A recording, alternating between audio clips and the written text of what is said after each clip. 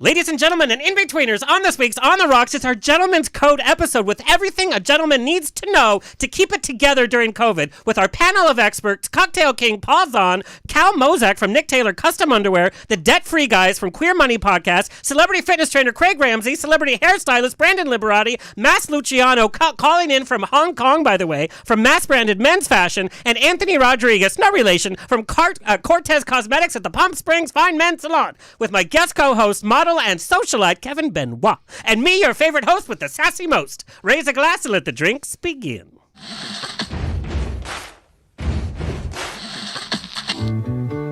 Thank you for being Boulevard. Life is a banquet, and most poor suckers are starving to death. I'd like to propose a toast. This is On the Rocks with Alexander, where I drink with your favorite celebrities as we talk about fashion, entertainment, pop culture, reality TV, and, well, that's about it. So pop a cork, lean back, and raise a glass to On the Rocks. Fasten your seatbelts. It's going to be a bumpy night. Lord have mercy. Buttons and bows and pantyhose. On the Rocks podcast, a place where we're too glam to give a damn. We have a full show today with some of the best advice from some of the best gentlemen in the world. And I can't say world. Like I said, we got Hong Kong in the house. Like us on Twitter and Instagram at On the Rocks on Air. Send me an email. Book me for a wedding, funeral, quinceanera, Brits. I don't care. I will show up. Info at ontherocksradioshow.com. Send us your questions, comments, and nudes. Boop, boop. This show is brought to you by JustFor.Fans, the award-winning site connecting adult content creators with their fans in a totally safe, COVID-free digital environment. And December 16th and 17th, JustFor.Fans will be presenting a virtual peep show with the men and women of JustFor.Fans. We all get a little lonely during COVID. Perfect way to entertain yourself. It's free, by the way. Just sign up at JustFor.Fans/peep. Yeah, okay. And also, I know I talk a lot, but I have said too much finally. I stopped by the Real Housewives of Beverly Hills, Brandi Glanville's Unfiltered podcast, and I had some Pinot Grigio, so I definitely spilled the tea on my thoughts on this season of Real Housewives of OC. Check out Brandi's podcast on all major podcast platforms, and find out who I called as exciting as fat-free vanilla ice cream. Shannon Bedore or Babor. Anyway, I'm already getting hate email, by the way, so I apologize for what I said, but it's the Pinot Grigio. Kurt, do you have a pun for us? Hurry it up. Yes, I do. Okay, hurry. I tried to make a belt out of watches. Did you know that? No. It was a waste of time. Oh, my God. God, I wish I could wear a belt again. Thanks for rubbing it in, Kurt. The show is presented by Straw Hut Media. You can watch and or listen to our over 235 episodes at OnTheRocksRadioshow.com. Also, we're on Apple TV, Roku, and Amazon Fire TV on the free-to-use Out at.tv app. Follow us wherever you can catch us and leave a comment. All right, let me introduce my guest co-host today, who I consider a modern-day Renaissance man, who is my perfect sis for today's show. Kevin Benoit started acting at the age of 11 in Montreal, Canada, on some of the biggest TV shows of its time. He's worked in both English and in French, doing national commercials for pretty much every brand, from Pepsi, AT&T, Coca-Cola, Pontiac, GM, Guitar Idol, and many, many more. And as a model, he's been seen in multiple publications for international campaigns, and his social media is fire. And he tells it like it is. Please welcome Mr. Kevin Benoit. Hello. Hey, girl. This is the most excitement I've had in the month. Oh, girl. Well, welcome. I'm so glad to have you. Now, I know from our friendship and from your social media, health and beauty, your routine is very extensive because your moneymaker is your modeling and your events, so to speak. So what is there any part of your routine besides going to the gym that are just totally just out of it, you haven't done, and you're just not going to do? Well, the first part of quarantine, I wasn't doing much. Like, honestly, I wouldn't even shower. But then I gained a lot of weight, and I was like, oh, I have to go back into it. And the gym reopened. And then when the gym closed again, I was like, okay, I'm not getting into that, like, let's cook rum cakes again. Like, I was cooking rum cakes, and, like, I was doing everything. And then we just started waking up very early. So me and Kay started waking up around, like, 7:30 or 8. And going to bed at like 11:15, honestly. And I feel so good. And then we wake up in the morning, go to the gym, do your little creams. And by noon, I had nothing else. I have nothing to do. All right, so the key to success is waking up before noon is what you're saying? Yeah, I think so. Oh, well, there I go. I wake up in time for like Judge Judy and then Judy. Yeah. I love Judge Judy, so I watch her midday, and then she's the last thing I watch before I go to bed, whether it's 3 or 4, because time has no meaning anymore. I agree. Like, days don't have any meaning. I really have a newfound respect for Kelly Ripa and Ryan Seacrest. Like, I've never loved them, and I don't really love them, but I really like them because she's so stupid. Like, I've been watching lately. There goes my contract with ABC. I'm just saying she tries to be very relatable, and I think She's it's more hilarious. relatable than Ryan Seacrest. Though. Ryan Seacrest, I'm like, oh, God, you didn't win Mr. Popularity in the yearbook. Get over it. I know, but she's very funny. Like, every morning, it's the first 15 minutes of the show where they're talking a lot. That's my favorite. Yeah, they're banter. Plus, I mean, you can't be, like, that dumb if you married Mark Consuelo. I mean, if you can get that, you are okay. Well, in she my book. reminds us every second that she's married to Mark Consuelo. Girl, if I even met him, I would be reminded you every second. But you're going to help keep me on track today because, like I said, a lot of what we're talking about, everything from finance to health and beauty to even drinks and everything, you are kind of a modern day Renaissance man. Yeah, I dabble in a lot of everything. Yeah, I heard. All right, let's welcome our first guest. We have, like I said, we have a packed show, and we're going to keep them coming. I want to introduce Paul Zahn, the king of cocktails. He's an on-air host, journalist, and entertaining expert. He has developed and marketed beverage brands with everyone from Fergie to 50 Cent to Pitbull. He has also worked on iconic spirit brands like Absolute Vodka, Malibu Rum, Disaronno, and Midori. And as an on-air host, he has hosted and produced for Time Warner Cable, has covered premieres, press junkets, and events for the media conglomerate. He's also a contributor to OK TV, Celebrity Page TV as part of their entertaining team, and as part of the Yahoo Coca-Cola pre-show at the American Music Awards. He co-hosted the live show with Lance Bass, Candy Burris, and Jordan Sparks. He also writes for The Daily Dish and The Feast at BravoTV.com as their West Coast reporter. He contributes to Gotham Magazine, LA Confidential Magazine, and Vegas Magazine, and his interview with Kourtney Kardashian for LA Confidential Magazine was one of the most visited stories for them for that year, and his press appearances have included television shows across the nation, even during COVID, from his home, by the way. Get to see a little furniture, a little Paul Zahn furniture. As well, he's been featured in many magazines, including the holiday issue of Metro Source, which I am the lead writer for, so we did a full spread on Paul. Well, that sounded a little interesting, but it was a full spread on Paul, and we included some cocktail recipes. Please welcome the king of cocktails, Mr. Paul Zahn. Cheers, guys. Cheers. Cheers. What is this? Okay, so our first cocktail of the night is an espresso martini. I mean, it's not in a martini glass, but it's equal parts vodka, espresso, and coffee liqueur. It's a good. classic cocktail. This It's been is around really since good. the 80s in London when a supermodel walked into a bar. And said to the- 1980s or like 1880s? 1983-ish. Oh. And she said, I want something to wake me up and fuck me up. And the coffee machine was next to the service bar, and he created the espresso martini. I like Seen- that story. Yeah. I love that. See, Who was it? Dick Bradsell? No, the model. Oh, he never said. He never said. I know the bartender's name, but the model was. I bet who it was knows? Kate Moss. But I This like is that. 1983. I don't think Kate Moss was alive. But I like that line good to thought. wake me up and fuck me up. I Yeah. love it. Okay, it was Janice Dickinson. That's what it Yes, was. Dickinson. That's Yes. Here's She the- likes to get fucked up. the espresso martini. And if you're listening to us, we're actually going to put the recipe on our social media. So go to Instagram at On the Rocks on Air or at the Paul Zahn. Yeah, at Paul Zahn. At Paul Zahn. Okay. But we're going to have the recipe there for you. So this is our first cocktail. We're going to have a few cocktails throughout the show. Now, I have to tell you, this tastes absolutely delicious. Yeah, it's really good. It's gonna wake you up and fuck you up, people. So Because buckle up, kids. what I'm really tasting is I'm tasting the coffee, Yes. and I'm not tasting a lot of the liquor No, at all. Well, And let's it's be honest. easy. You don't really taste liquor. That's true. At this point, it's like, is that formaldehyde? Exactly. Pickled liver. Pickled liver. Cheers. Party of two. So, Paul, you know, we are in interesting times. We're drinking. You don't have to wait till happy hour. Would it be okay to drink this in the morning? Yeah, so it's like the rules at the airport where like the bars open at 9 and it's okay to start drinking at 9 if you're going somewhere. So that's like the 2020 rule at Yeah, home. I So agree. you can wake up and just put some Baileys in your coffee, have an espresso martini, you know, do a shot of the rubbing alcohol, whatever. Girl, I'm like, is that NyQuil? Exactly. The Xanax, perfect night's sleep. So, I mean, you and I have talked about this before. I love like recipes when I go to like a bar. I like all the different ingredients. I like to try new things. But when I'm at home, Yeah.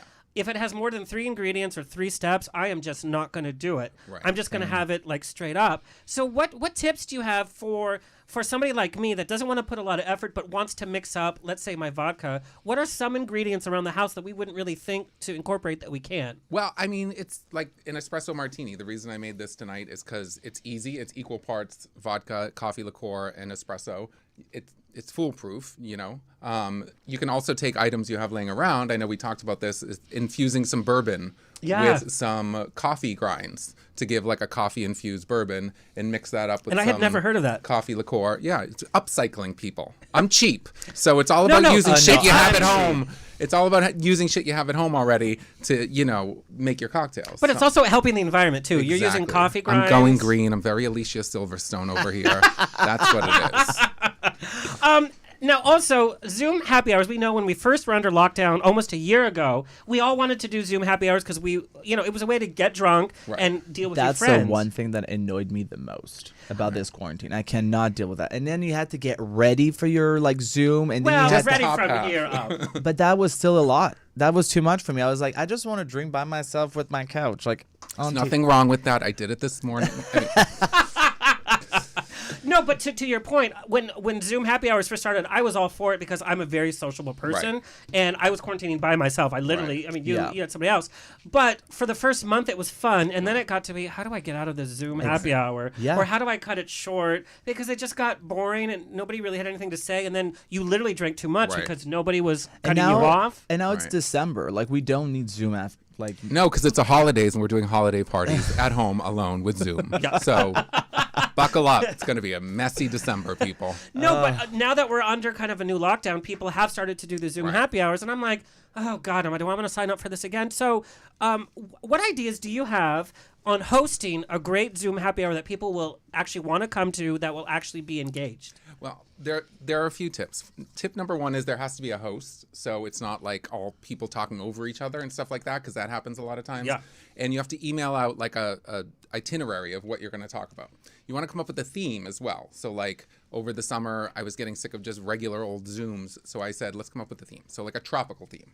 So that theme runs throughout the whole Zoom situation. So you can put on like a Hawaiian shirt or, you know, a lei or something like that. You can also drop off like a tropical cocktail at your friends' houses. Whatever it is, it's just something to I think go that's with. a great idea if someone does it for me and drops it on my doorstep and I have nothing to do. I just don't like this whole preparation. But I think people, like, we all have that friend Yeah. that will That's put what I'm that saying. effort in. And I Right. think it's a great idea, like the whole tropical Right. thing. And of course, wearing a lei would be the only time I got laid during COVID. Same. But like you could do like Star Trek themed. Right, You exactly. could do Real or an 80s Housewives theme. You could do an 80s theme. So it's like Oh, drinking like a yeah. tab and vodka, or just dressing up. Or for like the tropical theme, you could have somebody who can hula dance, or like do what's that thing that you put around and you go like this? Isn't that Hula hoop? A hula Yeah, hoop. hula hoop. The hula that hoop hard and a for you? hula dance. A hula hoop and a hula dance. But I think it's a great idea. Yeah. We all have that one friend. It's the same thing as costumes when you go to an Right. event. You always have Right. that one friend that will do everything, Right. and you're like, I've seen some take of your my money. costumes. And that's They're what I've pretty never, on point. but I've never done them. Most of the time, it's someone else. yeah, Oh, that you has been task my- someone. I'll and- be like, I'll pay for it. right. Yeah, And you yeah, just yeah. task people to do Yeah. things, and then they do it.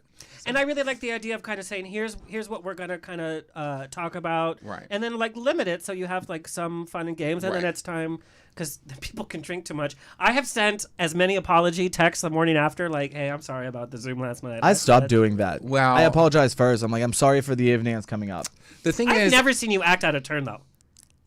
I've never seen that. well, tonight's a night. I think the thing is, I do it on a laptop, so at any moment you can just go like this, and then be like, I'm out. Or like pretend that it freezes. It's and like, you're it's the virtual Irish exit. You're just like, oh, whoa, lost my connection. Didn't pay that Time Warner cable bill. Yeah. Or the funniest is when people think they left and they didn't, Right. and then you see them You see doing their something genitals, else. Or they stand up and Oh, you yeah. see them in their pajamas or their genitals. So I have a friend who does that on purpose because he gets a thrill from it. That's like his fetish. for the genitals.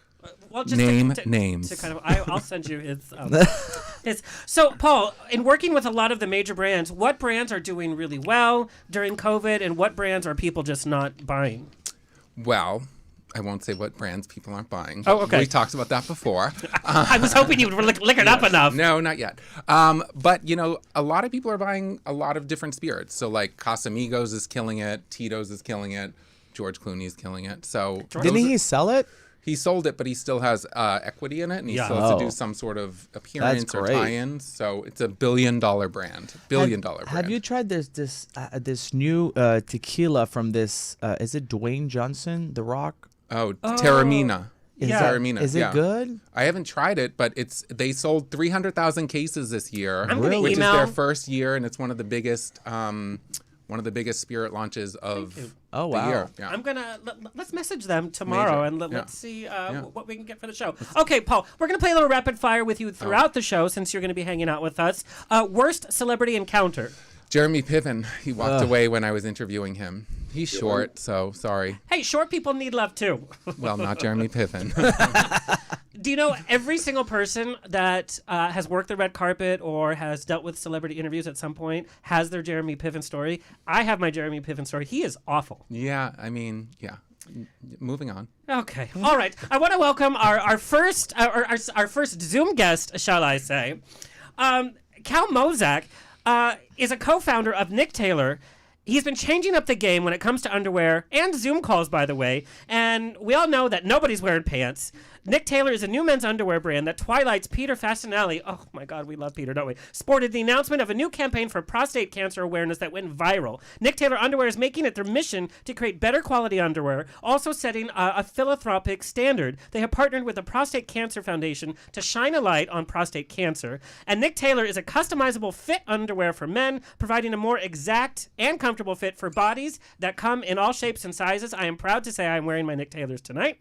Most guys complain about their underwear. It never seems to fit right because underwear, as we know, only comes in small, medium, large, or extra large, or in Andrew Christian size.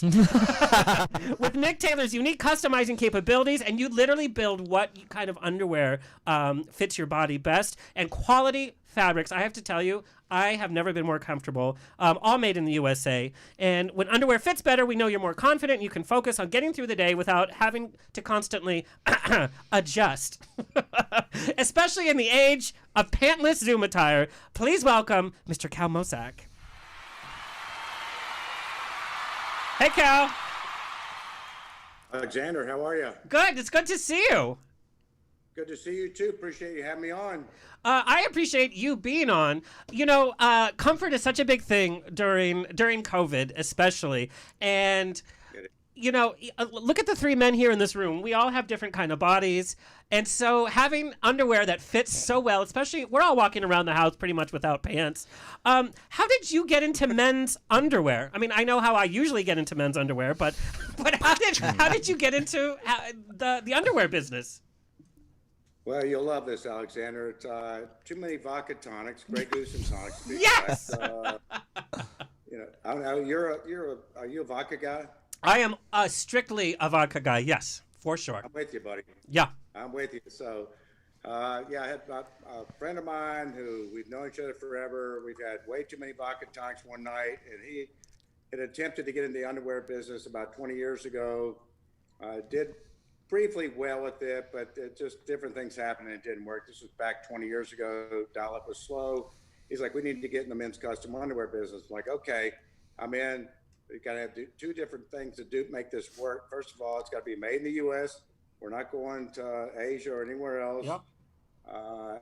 That was a big, huge thing for me. And second of all, we got to find somebody that knows how the hell to design underwear, because I didn't know how. Nolan didn't know how, my partner. And so we found a guy, Audie Cooper, who came from Ralph Lauren, had experience, very creative guy.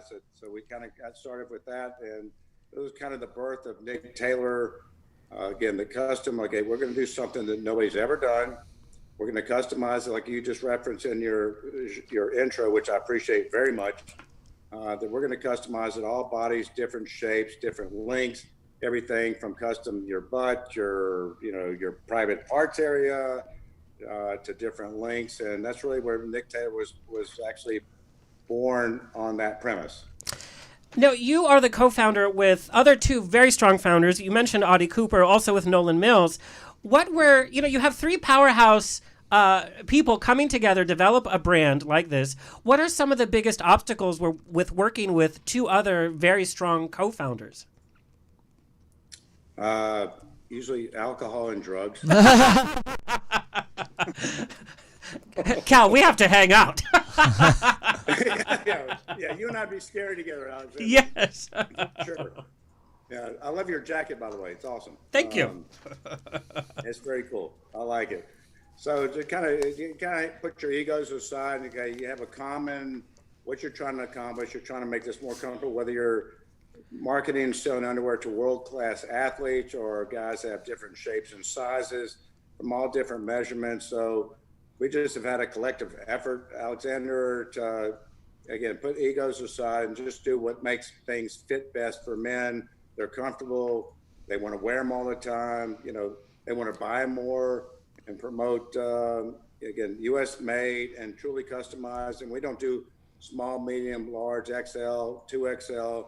We have 28 through 48 waist measurements and 4 different lengths. So, I mean, we're going to make, if somebody's a 37 or somebody's a 34 or 43, we're going to make it for them. You know, and it's fun to actually build your underwear because Yeah. you do put your exact waist size, and it tells you how you should do your waist measurements. We all think we know our waist. Number one, some of us are not honest with ourselves, me included, as to my actual too. waist when I buy stuff, right? And so for this, it's you and the computer, and you put your exact waist size. But what I also love, too, your rear end. Depending, sometimes you want a little bit more support. You want a little bit tighter in the back. Yes. I love the padding. Like, put Yes. some Cal, support. Cal, I have a question. So the last time I had a derriere that had like some roundness to it, Iggy Azalea was still relevant. So, like, what Years could ago. you do for my pancake ass? Okay, Paul, we can handle your pancake ass. We can make pancake asses. We can make big asses. We can have Perfect. Guys that think they're. I'll tell you a funny story. It's amazing how honest people are, or maybe stupid with that they email you. But we had a guy that ordered like a 43 large butt, large groin. We ship him his Nick Taylors. He gets them. Apparently, Yep. they didn't fit. He didn't measure himself properly. He sends us an email, which is amazing to me. He put this in writing. He goes, well, according to my wife, I have no ass, and apparently I have a little frontal unit. Oh. Hey, Paul, we're going to make it for you, pal. You have a pancake ass, we're going to make it for you. Pal. Make it pop. Give me J-Lo. I'm very excited. I want to try that now. It's because- great because, and then also like the front, like he said, you put like your groin area, you know, above or, you know, just with the averages, Right. or if you need a little bit extra room or a little bit less room, because then it keeps it nice and tight. And so it doesn't look small. It Right. literally fits for you. But what Yeah. I love about the website is so inclusive with the imaging and their wording. You do feel comfortable saying, you know what, this is the body I have, so I'm not going to pretend and try to fit into something that I shouldn't. And it makes Exactly right. it makes your body look better. And you're also in the comfort of your home to do it, you know? Yeah. The worst is going to a store and be like, hi, sorry, do you have a size small or medium or large? And the Or person, extra large. And then they give you this little, like, look, and you're like, oh, God, here we go. So Yeah, you're right, Kevin. I mean, you're exactly right. That's why we want this to be, you know, in the privacy of your home. Customize it. As you can probably add, we have a fair amount of humor. We believe in a lot of Yes. humor with what we're doing too. We take it serious. We want to make you guys feel comfortable in what you're wearing. You know, that it fits great, that you want to buy more, that you want to, you know, we want to build loyalty with the brand, and we'll make it right. Again, Audie, my chief designer, is amazing, talking to people and making sure they're fit, and we'll take it back. If it doesn't fit, we'll send you another pair. You know, if you don't like it, give it to charity, give it to whatever.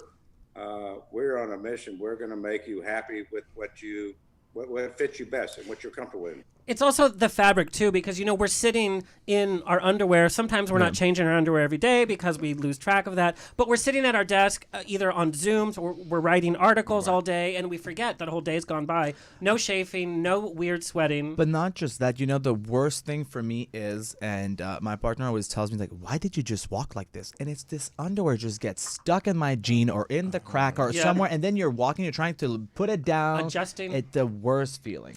So Cal, you know, growing up, there were like white Hanes underwear or No. BVD. Tommy Hilfiger. Yeah, or Tommy Hilfiger. But, you know, those were the brands, like, in grade school and high school. I remember there wasn't this kind of underwear revolution we've had in the last decade. Yes. Now we have so many different sizes. We have underwear that's showing off. We have vibrant colors. We have all these different patterns. What do you think has contributed to this kind of revolution in men's underwear and this kind of being kind of exciting with underwear? Where do you think that's coming from? I think, Alexander, it came from say for the last 10 years, 8 years, that people just bought underwear basically for cover. Yeah. And I think, people have gotten more where it means everything to have the proper fit, something you can wear with confidence that feels good versus stuff that now it's more about fit, comfort, quality. And like with Nick Tailor, we use, and we make it all, by the way, as we talked earlier, as you referenced, made in the USA. Actually, all the cut and sewing operations are here in North Carolina. We get the yarn from the fabric from Georgia. We get the waistband from Virginia.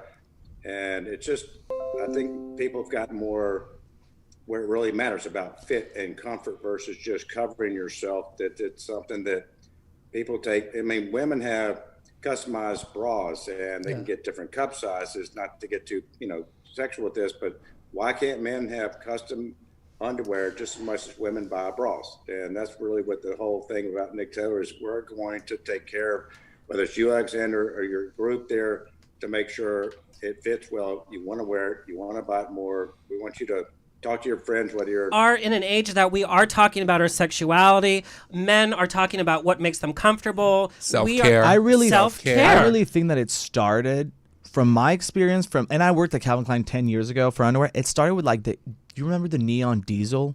Yes. And then it was this whole era where metrosexual and David Beckham and to all exist. that. And all Yes, that. and to exist. And that's when it really started to be like, okay, 10, 15 years ago. But I think you really pinpointed too. It's about us talking about taking care of ourselves rather than being macho. I'm fine in this underwear. It's like, no, we want some comfort. We want to look good and feel good. We're not afraid to explore our own sexuality and what makes us feel good. Cal, another part of what I love about your campaign, especially with Peter, is about prostate cancer awareness. We know every home around the globe has been affected in some way by cancer. I'm currently taking care of my mom during chemo. Why is it so hard for men to chat about prostate cancer and be aware of it? I mean, this campaign is so important. You're so right, Alexander, and I don't know why. I mean, Peter's been amazing for us. I mean, he's had his father that is a prostate cancer survivor. And Peter's been amazing for Nick Tailor, and I just really appreciate what Peter's done for us, and more importantly for the Prostate Cancer Foundation, to build and really expand the awareness of prostate cancer. I mean, we're all affected directly, indirectly, family, friends. It needs full attention. And again, Peter's been amazing. He did that shoot you just put up. And it's so important to us. I mean, we've given 15% of our proceeds go directly to the Prostate Cancer Foundation. We are incredibly passionate about supporting this amazing foundation. And again, I can't overstate how much we appreciate Peter's participation, his passion, which I share, my two partners, Audie and Nolan, share. People need to just realize this is not taboo. This is real, and we need to deal with this. We need to build the brand awareness with this whole thing with prostate cancer and do everything we can to battle this very cruel disease. It hits us all. And I think it comes with now men's are more in face creams and People when men become aware of their prostate cancer, it's usually at a very late stage. Whereas if you had detected it earlier, you could deal with it. Cal, and I'm going to be honest, as much as I'm promoting prostate cancer awareness, I'm not aware of all the facts. What age should we start asking our doctor to be tested? How often should we be tested for prostate cancer? I've been tested since I was 25. I did it 3 times. A Friday night date is not being tested. No, you know that, right? I know. Prostate. Prostate. No, but that's fine. I mean, early detection is the key. There's no your mid-30s, 40s, at the latest, you need to be really checked. I mean, I went through, not to gross you guys out, a biopsy, prostate. I mean, I'm 61, and just recently that I wouldn't really wish that. It was not exactly pleasant, but it did reveal, thank God, that I was clear of that. But I think the most early detection you can get with that detection, the better, for sure. I think it needs to become something when, like the woman with mammogram. Yeah, Kevin and Alexander, I mean, agree with you completely. The earlier, the better, for sure, no doubt. Yeah, I don't know that you can start too early. Cal, thank you so much for visiting with us. And everybody, you have to check out. Go to the website and kind of, build your own underwear. Cal, what about pajamas? I'm waiting for you guys to drop some pajamas. Sign for pajamas, pal. That's awesome. Also, when Peter comes back for next year's campaign, if you need a towel boy on set, you know who to call. Well, we'll make sure we talk to Peter about that. I'm sure he's all in. Again, can't give him enough accolades and just gratitude that we have for Peter helping us out. And I want to give one big shout out to Casey Kitchen, our PR that put you and I together. And Casey is a freaking all-star, and just owe her so much. I will tell you a quick story about Casey. Casey was one of the first PR reps to put somebody on my show 6 years ago, and since then it's been a love affair with her great clients who are doing great work, such as yourself, such as Peter. So we do love Casey. Cal, where do you want everybody to find and follow Nick Tailor? You can go to nicktailor.com, customize it. If you have any questions, you can call me directly as the founder, Audie Cooper, our chief designer, or Nolan Mills. So we absolutely will help anybody and everybody to design the best fitting underwear that they can wear with confidence and want to wear it over and over. Thanks for asking that, but it's nicktailor.com. And again, my phone number's on there, email Audie's, Nolan's, and we'll do everything we can to build real loyalty and get people what they want to wear, which is comfort. Thank you so much, Cal. And Nick Tailor, that's NICTAILOR.com. Cal, thank you so much. I hope you and your family have a very happy holiday, and I look forward to wearing more pairs of Nick Tailor. I can't wait to look. I appreciate the support. And thanks for having me on here, Alexander. I appreciate it so much. All right. And I'll tell you, when I built mine, it needed a little extra room in the pouch. Okay. Thank you, Cal. All right, we're going to take a quick break. And when we come back, we have the debt-free guys talking about finance during COVID when we come back. Thanks, Alexander. Thank you, Cal. Yeah, appreciate it. Speaking for debtfreeguys.com, their microblog, debtlasso.com, and their Queer Money podcast, David Auten and John Schneider help queer people and allies live fabulously. Not fabulously broke.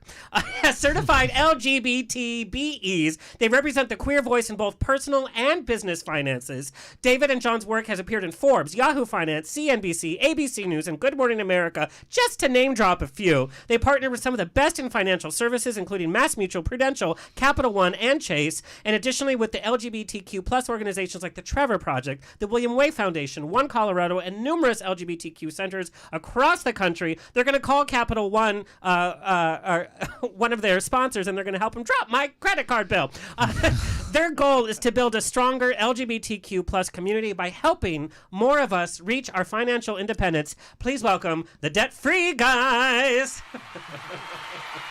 Thank you.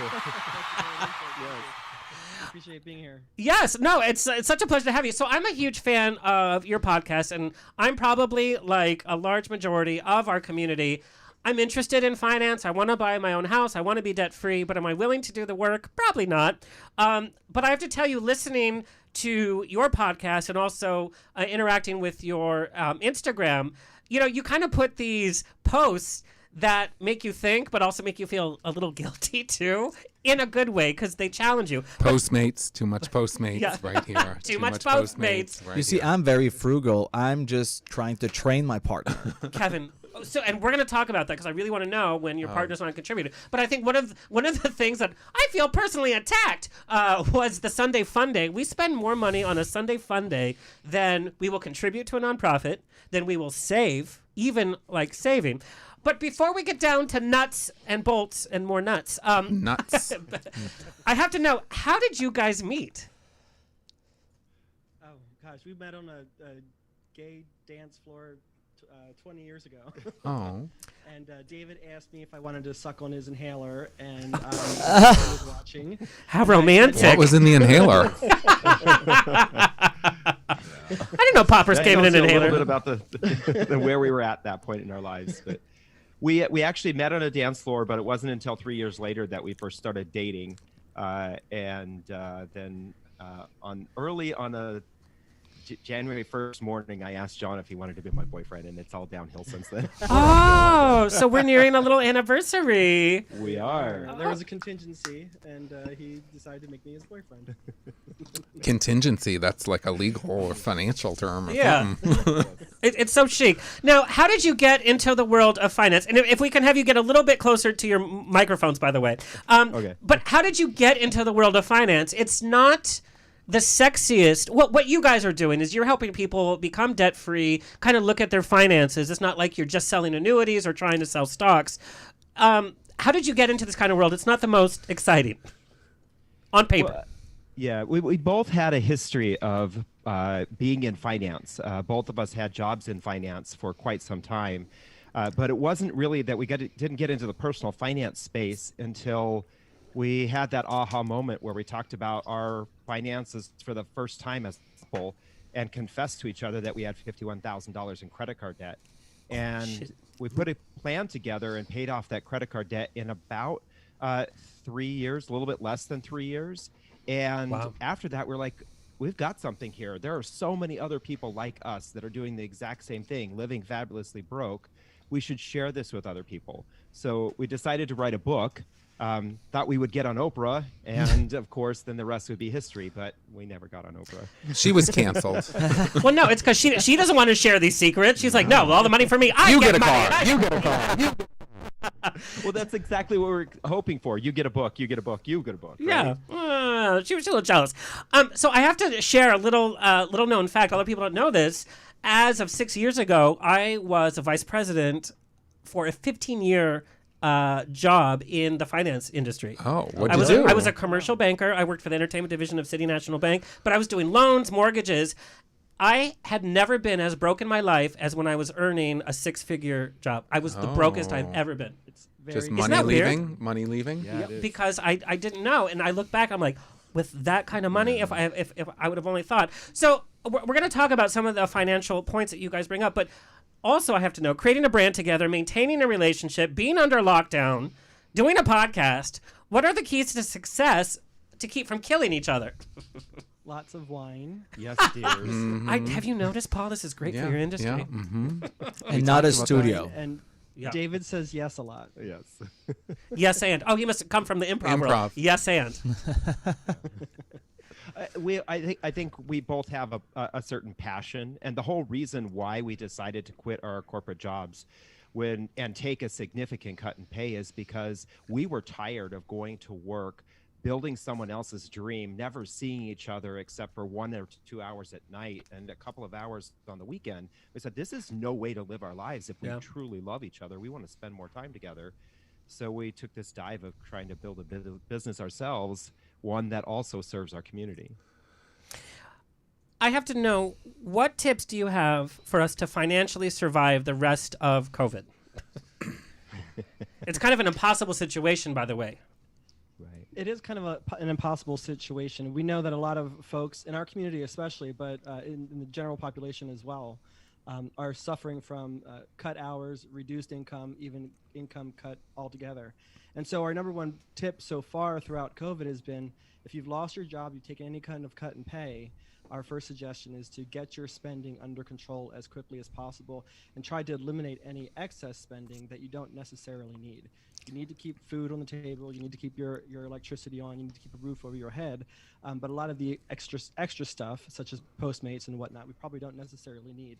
So we try to figure out ways to reduce your spending just down to the critical components. Also, that may mean getting rid of RuPaul's Drag Race for a couple of seasons. Also, how dare you? The game you can find it on YouTube. Right, I know. I feel like also asking. I got my car insurance reduced. I got a lot of things like insurance-wise reduced that you call. I mean, at the end of the day, $5 a month is a lot of money at the end of the year. Where all those things you won't know if you don't ask. Yeah. Speaking of asking, put in the work. Guys, I have a real question here. So, I recently a real left question? What have I been asking? Never-ending story questions? Real life. So, I have a 401k. I left a job last week, and cash it out. Exactly. So this is my question. I just got a notice from the 401k people good being like, "Do you want to roll this into an IRA? I don't even know what that is, or do you want to like cash out or do this?" So, what would you guys advise me doing now that COVID has destroyed my life? Just kidding. Well, you have a couple of options available to you. It sounds like you don't necessarily have a job lined up to take this job space. No. Is that correct? No. So our recommendation would be to transfer that over into what's called a rollover IRA. And basically what that acts similarly as is your 401k or a traditional IRA. You want to ask that your employer transfer that over ideally directly on your behalf so that you don't actually touch the money. Sometimes that's not allowed, so if they do need to send you a check, you have 60 days to get that into your rollover IRA before you become penalized or taxed on that money. Our first recommendation is to not take that money and run with it unless you absolutely critically need it.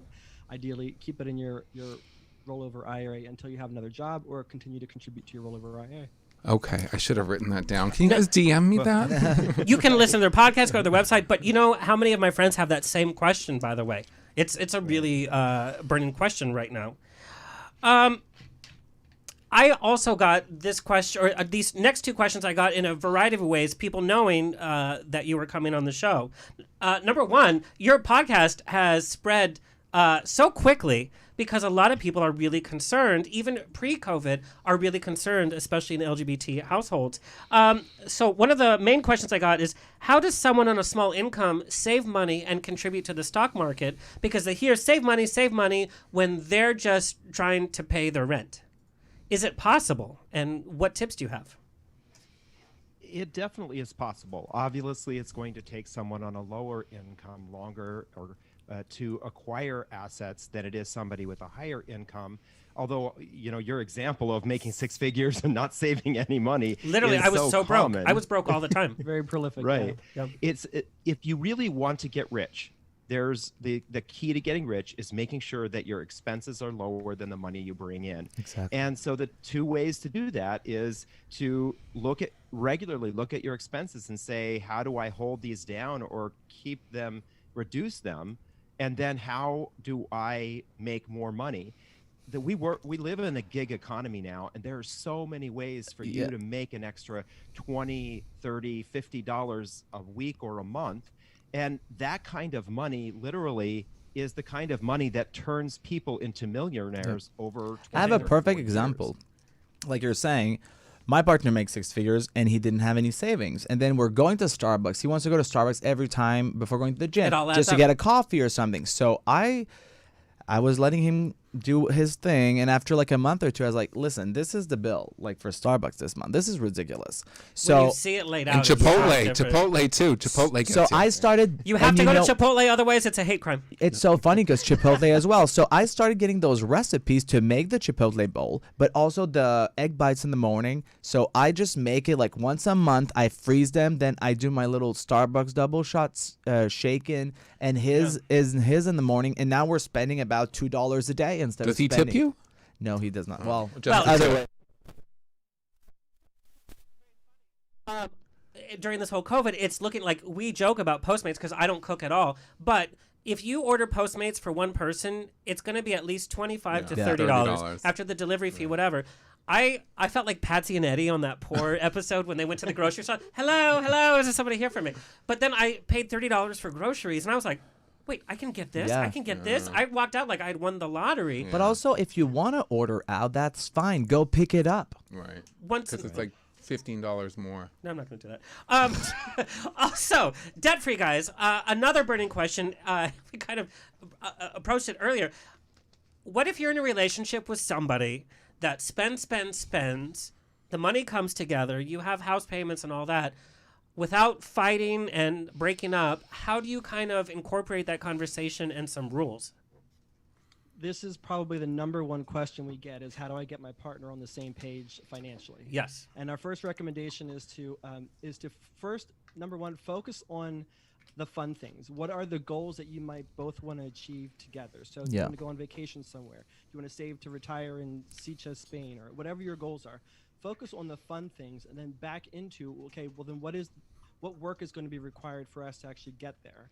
And another recommendation that we often give people is if you're afraid to bring up the money conversation, blame it on us. Tell them that you Yeah. heard the Debt-Free Guys talk about it. You heard it on the Queer Money podcast. You heard it on the Rocks, and that we should talk about our finances. Hey, honey, do you think we should talk about our money and try to get on the same page so we can achieve our mutual goals together? You see, I love what you said because that's what I did. I made a list. Literally, I brought him to the grocery store and I made a list. I like, listen, why did you buy Bounty? That was $21.99. We could buy this other brand. And that's what I did. And I said, where do you want to live in 5 years? Do you want to live in this apartment or you want to have a house? See, like for me, I would respond to long-term goals of like, do you want to live in a house? Then like, I guess it's just like picking and choosing. But I explained it to him. If you want to live in a house, it's not by buying Bounty at $22 a week when we can spend $10 that we're going to go to that house. We live in Los Angeles. It's a big cash down. Right. My question on a first date is spell mortgage. And if they spell it with no T, then this is not going to be going forward. Yeah, but you know what the interesting thing is like we all have our own personal goals. I don't need to own a house. You know, I've been through some life experiences where it's like people's houses come and go. And at the end of the day, when you're on your deathbed, what are you going to look back? I'm going to look back at trips and those kind of experiences rather than spending money on a house. But that's just me. I don't need to own my own house. Right. I need to love where I live and all that. But it's just having that kind of open communication with what you want in a partner and how to move forward. Yeah. Well, that's the living fabulously part, right? Yes. Don't define fabulous by what everybody is posting on Instagram. You need to define fabulous as to what makes you happy long term. Home goods. I love home goods. In Canada, we have even one that's even better. It's called Home Scents. The best. Everything's better in Canada. Like the maple syrup is better. Like it? The Go-Go Boys are better. The Go-Go Boys. But debt-free guys, you've actually developed a program where people can kind of program themselves to become debt-free. Where can we find out more information about this? Well, that is our credit card payoff plan, and it really just kind of maps out what we did when we were trying to pay off our credit card debt, doing the steps that we did. And we call it the major portion of this is called the debt lasso method. And that is where you reduce the biggest piece. And you can find out the biggest piece that's holding you back from being able to pay off your debt. You can find out more about that on our website, debtfreeguys.com. Well, and I love that. You know, everybody loves a good lasso. Okay, we're going to do a little rapid fire before we let you go. So I want you to point to who the guilty culprit is. So, okay. Like if I were to say, who's wearing glasses, you would have to point to who's wearing glasses, right? Okay. Don't even think about it. Just do it. Are you guys ready? Yeah, I think so. Who's the worst driver? Better cook? Postmates. Gays gone wild. I've been really good this week. But David, I would say David is. You kind of stuttered on that, and nobody really put the finger up, so I think there's more to that. Postmates. Yeah. Bigger diva? Oh, God. Wow. First one to spend money. Oh, my Lord. First one likely to say sorry. Oh. Who watches the worst TV shows? Yeah. We don't. Wendy Williams. You don't watch TV? No. My guilty pleasure is Project Runway. Oh, okay. That's not bad. No, that's not bad. That's not that bad. All right, debt-free guys, tell everybody where you want them to find you and follow you. And I think we're going to link your resource on our website as well. Thank you. Our Queer Money podcast is probably the best way that you can engage with us and hear what we have to say, as well as our debtfreeguys.com website. And I have to tell you, it's a great resource, whether you are way in the financial plan or whether you're first starting off. It's simple little steps that just make you think. This got me so excited because I love that kind of thing. I am cutting up my Diners Club card after Diners this. Club? Should we go back to 1960? I'm kidding. Again, I love it. That's exciting to me. Yeah, and you know, if you need daily, you know how like when we're supposed to be working out, which I've started to work out, you just need that daily motivation. Yep. Go to Queer Money Podcast and you'll get that little thing. It's like, oh, just think about this today. And it's like, okay. You guys are charming. And I love the podcast, and thank you for helping our community and our allies kind of get it together, because we know the next 4 years we really need to get our shit together. Oh, yeah. Well, thank you for having us, and this has been a lot of fun. We appreciate it. All right. Happy holidays, guys. Bye. Thank you, you too. Take care. All right. We're going to take a quick break. When we come back, we have Craig Ramsay and Brandon Liberati when we come back. And we're back. I have to tell you, our next guests have been with me since day one. They've enjoyed an extensive career in entertainment before they were even seen on Bravo TV's Newlyweds, a show they stole the spotlight for, by the way, and since then have become reality TV sweethearts. We're going to start with Mr. Craig Ramsay. Celebrity fitness trainer Craig Ramsay also performed on stage as a cast member in the pre-Broadway production of the smash hit musical Mamma Mia. Some of those dance moves and things you see, they were created by Craig Ramsay. He's also played roles in pre-Broadway and Broadway productions that include Stephen Sondheim and How Princes Bounce, the revival of Fiddler on the Roof, and the original production of Chitty Chitty Bang Bang. Also performed in the Actors Fund Broadway benefit concert of Hair with Jennifer Hudson and RuPaul, and On the 20th Century with Kathleen Turner and Joanne Worley, with regional roles in Cats. You have to ask him about his cat story, by the way. Also, the Rocky Horror Picture Show, as well as he studied, and he made a great return to the Canadian Royal Winnipeg Ballet. We'll just switch pages here. And it was on Bravo TV that Craig made a household name for himself and his husband, Brandon Liberati, in hit reality shows, Thinnervention, Newlyweds, Watch What Happens Live, and as a fitness expert, he's a best-selling author with his anatomy series of books, Anatomy of Stretching and Anatomy of Muscle Building. He is the host of Fitness and Slots on YouTube, which combines slot machine gaming and exercising, and it is fun. Also, let's introduce his husband, Mr. Brandon Liberati, an international celebrity hairstylist and television personality, divides his time between LA, San Francisco, New York. Not only a well-known hairstylist with working with some of the top TV, movie, music, fashion, and Broadway stars, he's also known for being in front of the camera. Also, a haircutting educator for Hattori Hansi Shears, has worked with celebrities that include Lady Gaga, Catherine Narducci, Mina Suvari, Meghan Trainor, Khloe Kardashian, Ann Winters, Teresa Giudice, Rose McGowan, Nikita Dragon, and Mercedes Javid. We love Mercedes. He has been seen in magazines InStyle, New Beauty, Essence, Women's Health, Off the Rails. The list goes on and on.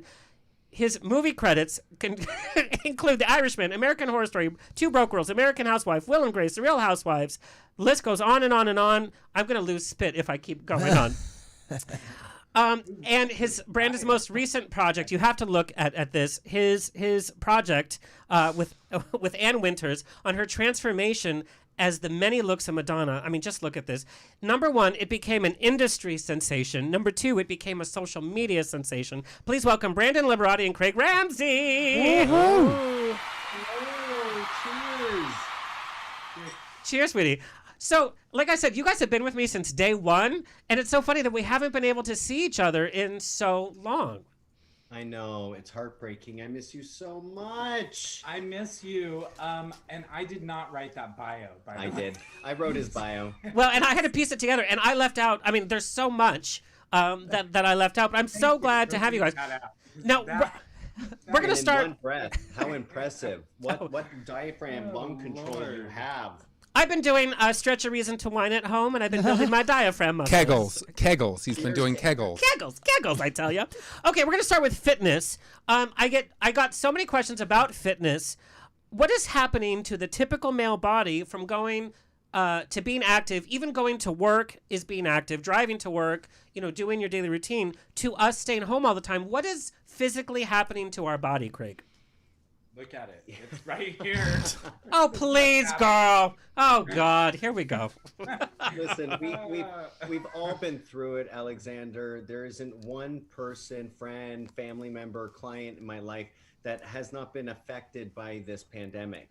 And a lot of us are at home more often, and as we should be, even with the shelter in place now back for us in California.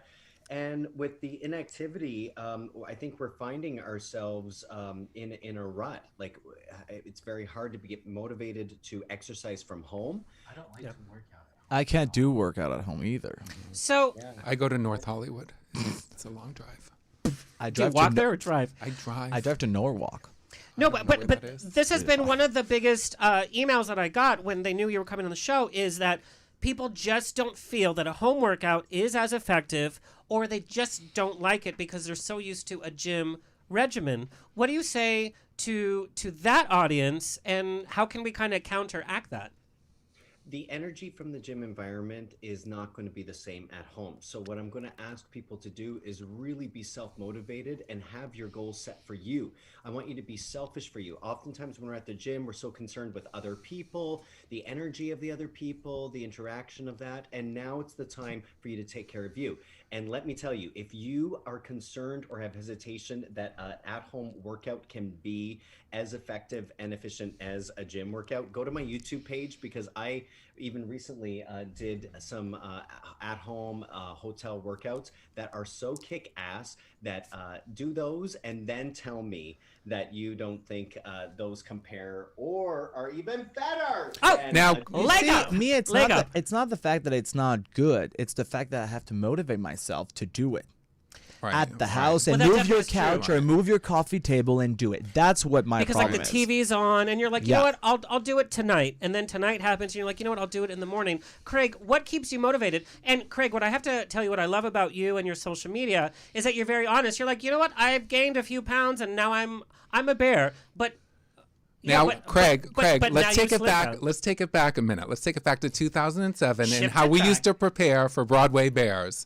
Let's talk about that a little and how we starved ourselves and went to the gym. So we have the motivation. We worked together That's before. actually where my career started, was taking care of all of those people busting their ass to look as good as they can in Broadway Bears and then missing shows. And it was the Producers League that hired me and said, listen, that's fine and dandy, but you can't compromise your 8 shows a week. And that transfers over to what is going on now. We have to take care of ourselves. And if you're not taking care of yourself and you're not motivating yourself, it will start affecting your relationships, your relationship to yourself and your work and all of that. So what I'm going to tell you to do is put 20 seconds into it. I guarantee you, if you give yourself with loud music, your favorite music of your choice, mine is embarrassingly any like ballads of musical theater, they get me going. And 20 seconds, if you do it energetically, you're going to have more energy. 20 seconds turns into 1 minute, then 5 minutes, and then 20. I have found that to be very true. I agree. To have a kick-ass workout to get in great shape. Now, He Craig, does it every day. I'm serious. While I sit here with coffee and just, with a blank, there's nothingness in my eyes. It could be a milkshake, so coffee's better than a milkshake. I mean, I might have milkshakes. Yeah, it's probably what I want. Turn this one. So, Craig, I've for the last month, I've been focusing on working out at home. I have an elliptical at home, and I've been doing weights. But I've become to slip and later on during the day. Should you, at your home workouts, pick a certain time and just stick with that time? Or is it okay to move it around as you feel? Or if you don't feel like working out, is it okay to just be like, not today? Now that we're all at home, my advice for this has changed, because usually I would say fit it in where you can and where you have the most energy. Now I'm going to tell you, as soon as you can in the morning, if you drink coffee or you can have some green tea, even if the caffeine high that you get first thing in the morning, follow it with a workout. Get that 20 minutes in ASAP before your brain can even make sense of it. And once say it's no. done, I guarantee you're chemically going to change your whole relationship to food and your day.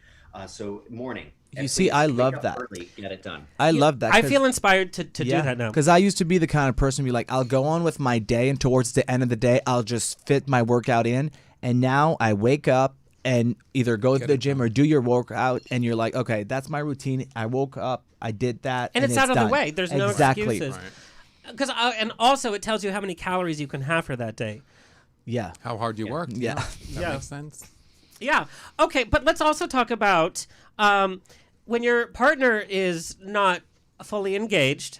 I got this email in a few different ways. One of the rudest emails that I got was, can I break up with them or tell them how fat they've gotten? Oh, wow. My partner does that.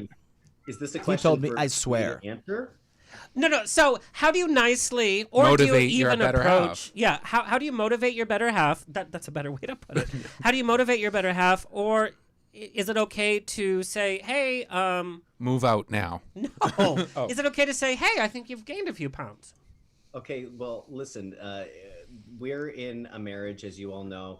We're here at home together. I want Brandon to answer this question.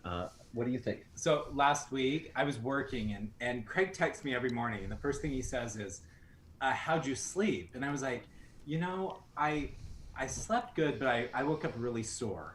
And he was like, well, maybe you should work out. Oh, where were you sore? To combat that. That's like, yeah, but it's the third time you said it that month. My so answer I'm is thinking always, maybe... hey, why don't you do something for yourself and work out?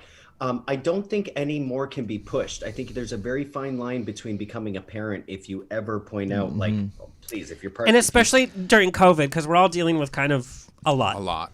But also, Craig looks like he's the body type that, like my boyfriend. They don't really gain that much weight. They always look amazing. And I'm there eating cake. Yeah, when you gain weight, you look like beefy muscle. I look thick, and I appeal to different people. They're like, oh, look at that muscle bear going on. But for me personally, of course, I gained weight, and that muscle turned to fat and all of that. And then I really had to pull my shit together for myself. And I share that on socials. Like I did that Anna Rose Fit and Healthy Food. Yeah. I took it to a walk, to a jog, and all these things to motivate me. I think the best thing I can tell people to do is if you're in a relationship with someone and look at you, that struggles with being motivated to work out, all you can do is do it for yourself. And I swear that will influence the people around you. That success story, and you even, if I'm working out, guaranteed a couple of days later, Brandon is going to work out as well. I think it depends on your relationship and my. I think it's just about positive. Yeah. I got to get my house plant to get up and walk with me or something, because that's my relationship. But what I love is that you guys together, and for everybody watching and listening, you guys do a great thing, Stretch a Reason to Wine, where you guys will stretch with having a little glass of wine, and you'll do it as a couple. So no matter what kind of level you're at in terms of your fitness or stretch, it's just a moment where you can focus on fitness and have a glass of wine. Okay, Brandon, we have to talk about hair. Yes. Your hair looks amazing. Oh, I just cut it myself, which everybody's doing. So. And you should. Well, you should. You're a hairdresser. But yeah. What is some basic hair care that we should be doing at home? Because what's happening is that we're not washing our hair every day. We're not visiting the salon. We're not kind of self-maintaining as much as we should. What is something that I can do or should be doing that I didn't even think about doing for my own hair? Hair treatments. I think that I've said this before. Now that we have the time, I think we should be spending more time on our hair and our body and treating them well. Because right now doing Zoom and through COVID, salons are opening, they're closing. So you can get away with having longer hair, a little more unkept of a look. So I think right now, just focus on the health of everything. Do a hair mask, do home spa treatments, especially because those places aren't open, most places. So that's what I would say. Should you color your hair at home yourself? No. Oh, that's a good question. So here's he pauses. He pauses. We'll do a home care color kit. So if you that's a great idea. Want to go to the salon, your hair colorist will do a little pre-made kit for you to take home. I don't color hair, I just cut. So, but he has connections. So if you don't have a hair colorist, DM Brandon and he'll connect you. But I love where you live. This treatment thing, because I've been doing treatments and I think it's great. My hair's been looking so much better in quarantine than ever. Your skin looks good, Kevin. Oh, thank you. I've been doing a lot of lasers. We're getting to that later. Yeah, we're going to talk about skin. Hold up. So, but Brandon, do you think it's the time? Some people are being really adventurous since they're like, you know what, we're at home and we have nowhere to be. I'm going to start trying to cut my hair in an extreme style, or I'm trying to diet. Should we just let our hair rest, or should we try new things right now that we're under second lockdown? Cutting your own hair, I never recommend. Not even for myself. And I'm not somebody that, if I, during quarantine, like the initial quarantine, I didn't cut my own hair, and I did it in solidarity, even though I can do a pretty okay job on myself. In solidarity with the rest of my clients, I didn't cut my hair. I went 3 months and I was fine. We're not going anywhere. Now's the time to relax about that kind of stuff, and again, just focus on the health of things, your hair, your spirit, your mind. But we manscaped. Yeah. Well, that's always necessary. Well, that is always necessary. But I just feel like not doing your hair every day is better. Yeah, it's healthy. Well, and so that brings up a good point. Should we does letting your hair just sit, because I have used product much less, because I only put product in when I'm going to do something, and I'll just let my hair be crazy, and I feel that my hair is healthier. Should we just let our hair relax? And you're not supposed to shampoo every day, right? Is that true? Oh, I don't. I shampoo once a week. What? Yeah, I Brandon, rinse please stop it this and all craziness. Once a week? You know what? Yeah. That's great. If you can do that and you let your scalp normalize, that's fantastic. Through quarantine, I used to shampoo every day. I now can go every other day. So yeah, I'm doing about every other day. As long as I can do it. Brandon, I got this email. What styles are totally out? Those hard line parts that they do where it looks like you had brain surgery, are those out? Those are considered a home haircut. That's how I know somebody's cutting their hair at home, because yes, we're not doing that in the gym or in the gym.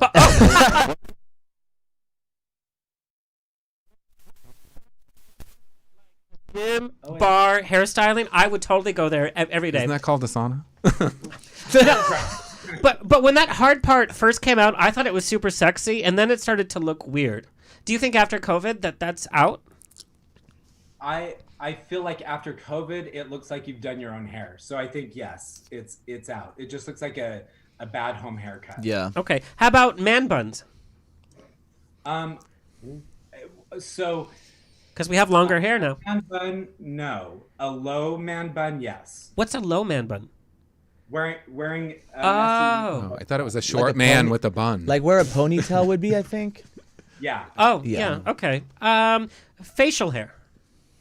Yes.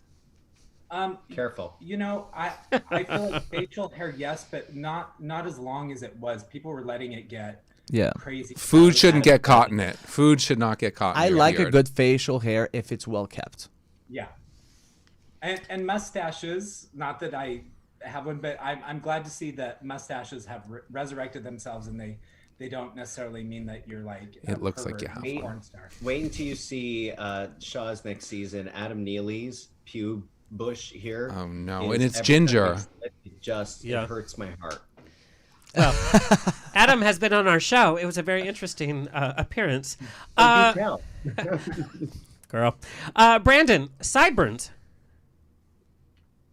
Sideburns, yes. I think keeping them kept. For me, sideburns are the shape of your face, how long or short your face is. If you're trying to lengthen your face, your sideburns should be longer. If you have a long jawline, they should be shorter. And what are some of the easiest ways? We know that we're waking up and then we have like a Zoom call in 10 minutes. What are some of the easiest ways that we can spruce up our hair to be hair ready? Hats. No, don't wear a hat. Don't wear a hat on Zoom. I think that because we're at home, we have to feel professional. And also, everybody knows this. If you don't look your best, you're going to stare at yourself the whole time. You're not going to listen to anybody else. Oh my God, yes. Yeah.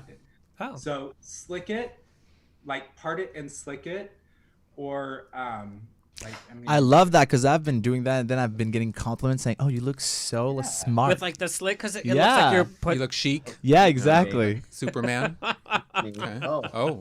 Okay, here we go. This is a live demo. Let's do it. We got a little mohawk going, and there we go. Bedhead, just like put product in it. It'll actually make it look like it's intentional. I have to tell you, that looks super sexy. I know. I just want someone to do that to me every day when I wake up. But he just did it like in 2 seconds. That's what I'm saying. Yeah.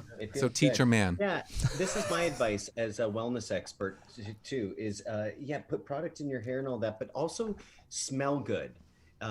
Just because you're on Zoom doesn't mean that you can stink. Take care of your own damn self. I'm with you with that. I kept my routine. 100%. When I'm doing an important Zoom or like an appearance on something, I'll use my expensive cologne because it just I use my Mass and Gill. I use my Le Labo. Craig, I got this question many, many times. We're all comfort eating, and the refrigerator is literally 10 feet away. What foods should we absolutely stay away from? And if we stay away from them, are there any easy substitutes? Yeah, freezer. Stay away from the freezer. Most freezer foods are going to be crap for you. They're processed, the sugar, their ice cream, etc. Gravitate towards the fridge. Fill it with as much greens as you can, and then it's the mindless wandering over to the fridge, I think, that we're all experiencing, where you go over hoping to find something miraculously new that pops out at you. Every time you catch yourself going to the fridge for any of that nonsense, do an exercise, do some walking lunges, do a little arabesque of your leg, and pulsate as long as that fridge is open. Get some exercise in. What are your Just keep a mirror. I need to keep a mirror next to my fridge, and when I walk up to it, just lift my shirt up. I'll be like, I would faint. I would faint and like pass out. That's actually Craig, I don't know what your thoughts are, but for me, I love sugar. So what I found the best solution during quarantine is I bought chocolate hummus and 90% chocolate. Is that even a thing? Oh yeah, and it's I've good. seen it. I Is love it it. good? Yeah, it's good, I'm and in. it's just helped me not eat too much sugar. So a little chocolate hummus here, Satiates or like that little bit of like that sweet tooth. yeah, exactly. They have pumpkin hummus. Yeah, they that have was good lots of too. different Flavors. Also, too, I mean, my whole concept of stretch a reason to wine is to incorporate exercising and stretching is the most universally accepted form of exercise because everyone can do it.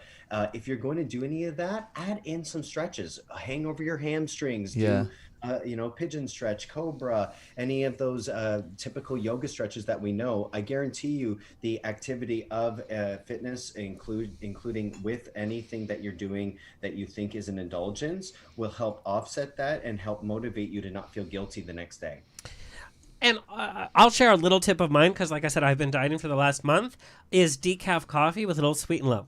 Oh. Because you get the taste of coffee and you get full.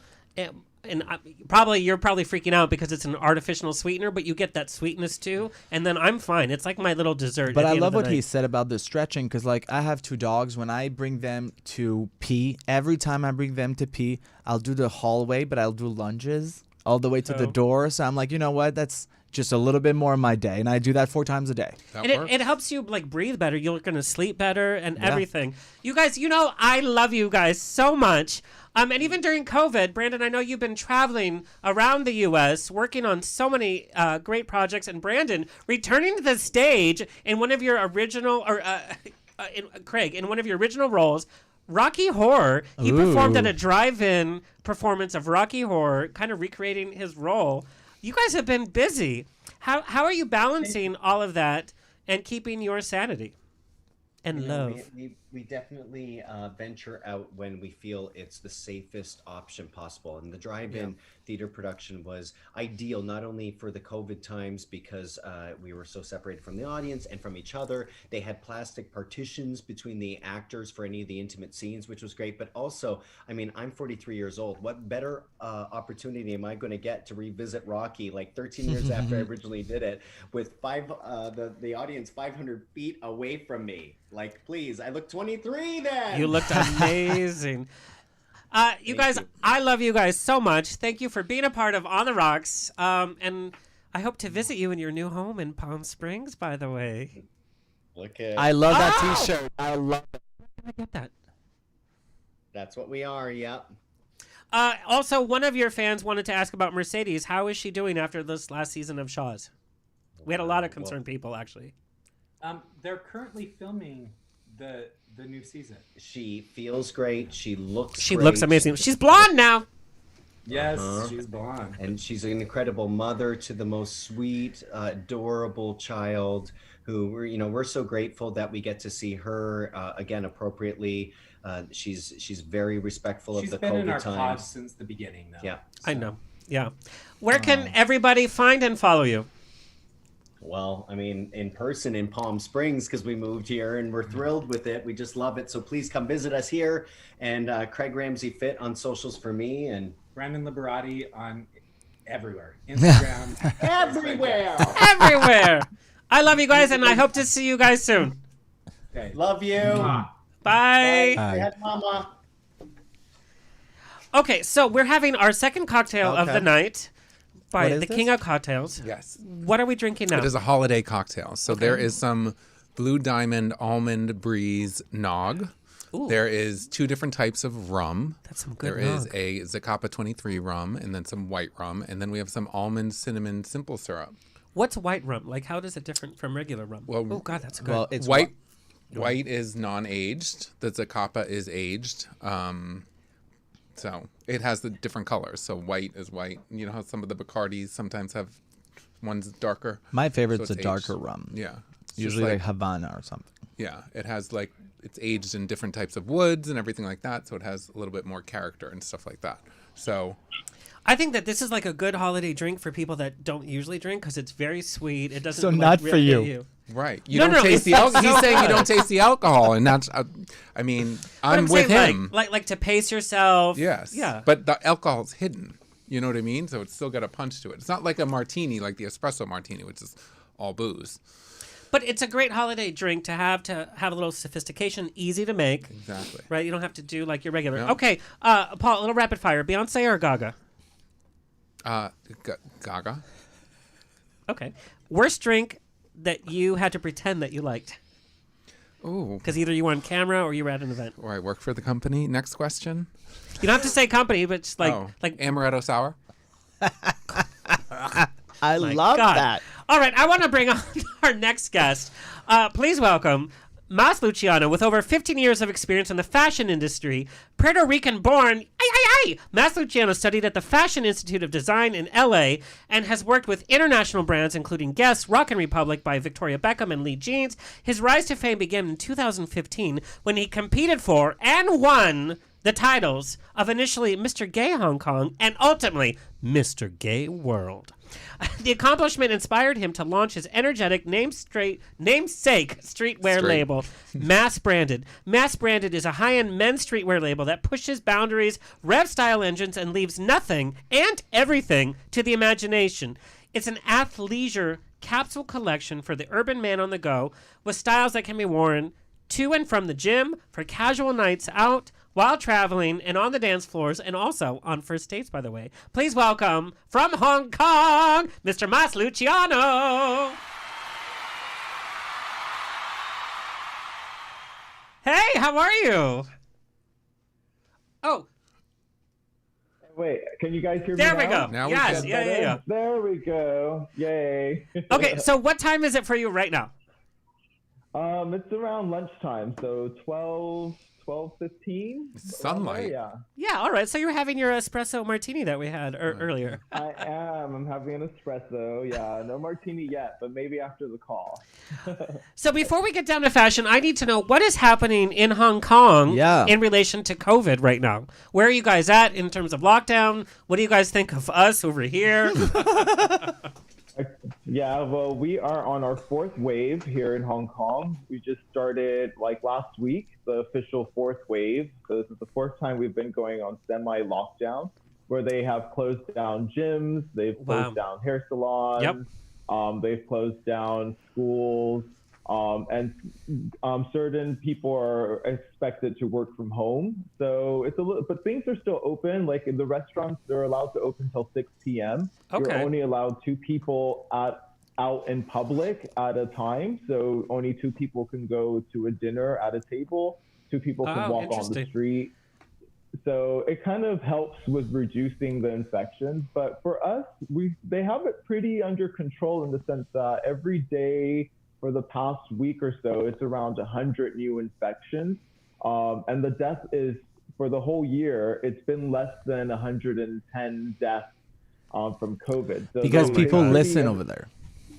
Everybody listens. Everybody wears their mask. Everyone's constantly keeping social distance. As much as possible, Hong Kong is a very, very dense city, and everyone's out on the street. You walk everywhere, so it is quite busy. But people everyone has a mask on, so you feel safe. As you know, in the situation we're all in, it's still kind of a bit annoying to have to go through all this process, but everyone knows that it's for the better good. And if we don't all chip in together, it's not going to go away. So I think we're doing our best to curb it. Do you miss America? Yeah, I have to say. Aren't you glad you aren't here? So, Mas, I have to know, what are the current trends in men's fashion right now during COVID? And we kind of touch on this with some talk about what's happening with underwear, but what's happening with actual men's fashion?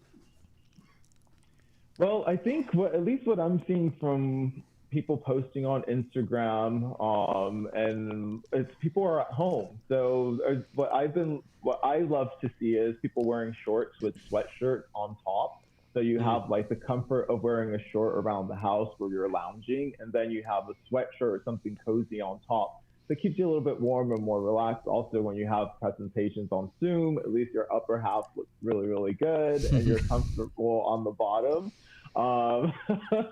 But we know that that's a little bit dangerous if you're not wearing, when you stand up, you have to make sure that you are presentable underneath as well too. I think that this has been the year of the unexpected bottom half. But you know what's funny, since COVID, like I used to always be in a suit with the pocket square and the lapel pin and the matching tie and the tie clip, and now I'm like, you know what? I'll put on a bomber jacket that has like a printed pattern or something. We have just become more casual. Right. Do you think we're going to exit COVID? Do you think we're going to see more casual wear in the business sense? Do you think just casual wear at restaurants and everything will be just more acceptable? No, I don't think so. I think you'll see actually the reverse. People will be so tired of just being so relaxed at home. So when it's time to go out, people want to get back into the mood of dressing up.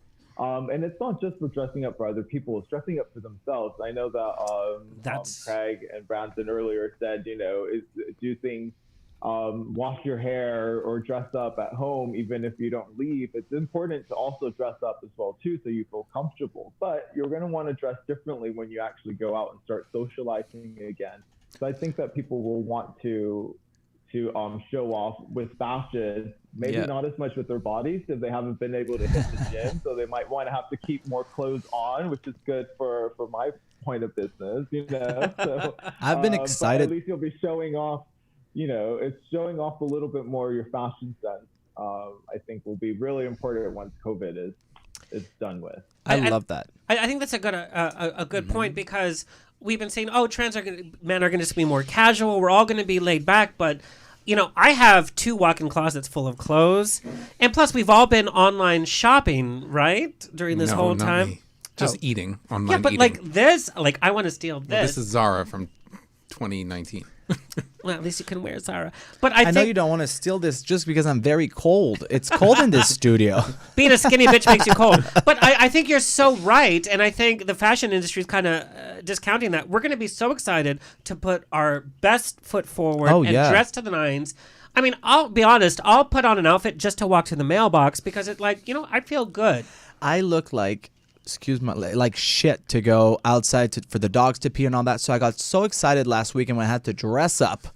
I've seen your social media. You walking with the dogs is like... Oh, no. You don't see those pictures because I don't let him take pictures. Oh, yeah. It's that bad. But then when I have to dress up, I got so excited. So I'm with him. I think I'm going to be athleisure wear through 2024 because I'm lazy and old and... No.